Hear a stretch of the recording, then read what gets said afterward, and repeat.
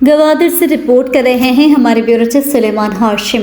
RCD council کی جانب سے موسمیاتی تبدیلی کلائمیٹ چینج کے موضوع پر ایک اہم سیمینار سید ہاشمی آڈیٹوریم گوادر میں منعقد ہوا۔ تقریب کی مہمان خصوصی اسسٹنٹ کمشنر گوادر جواد احمد زہری تھے، جبکہ دیگر مقررین میں RCD کونسل کے سرپرست اعلیٰ خدا بخش ہاشم، صدر عبدالمجید عبداللہ اور CDC کے Abdullah Usman, climate change geologist officer Fazeel Ahmed اور ماحولیات کے ماہر نوید محمد شامل تھے، جنہوں نے اپنی علمی پریزنٹیشنز کے ذریعے شرکا کو صورتحال کی سنجیدگی سے آگاہ کیا۔ فضیل احمد اور نوید محمد نے اپنی پریزنٹیشنز میں وضاحت کی کہ گوادر میں مسلسل بارشوں کے باعث موسمی حالات میں واضح تبدیلی آئی ہے۔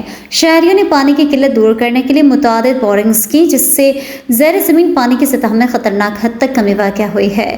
میٹھا پانی ختم ہونے پر نمکین سمندری پانی نے جگہ لے لی، جس نے مقامی آبادی کو مزید مسائل سے دوچار کر دیا۔ گوادر میں 2022 اور 2024 کے دوران آنے والے شدید سیلابوں نے شہر کو تباہی کے دہانے پر پہنچا دیا۔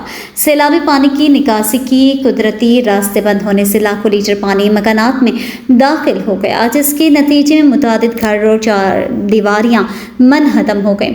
کچھ علاقے جو سطح سمندر سے نیچے ہیں وہ مسلسل زیر زمین پانی کے اسٹار سے متاثر ہو رہے ہیں۔ زمین کے پانی جذب کرنے کی صلاحیت ختم ہو چکی ہے اور 1 سال سے زائد عرصے سے بارشیں نہ ہونے کے باعث حالات مزید خراب ہو گئے ہیں۔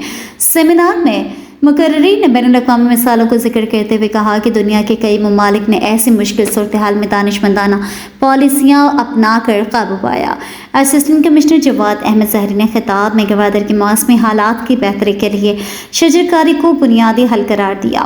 انہوں نے اعلان کیا کہ جلد شہر کے مختلف علاقوں میں بڑے پیمانے پر درختوں کی شجرکاری کا آغاز کیا جائے گا تاکہ ماحول کو متوازن اور عوام کو مستقبل کے خطرات سے محفوظ بنایا جا سکے۔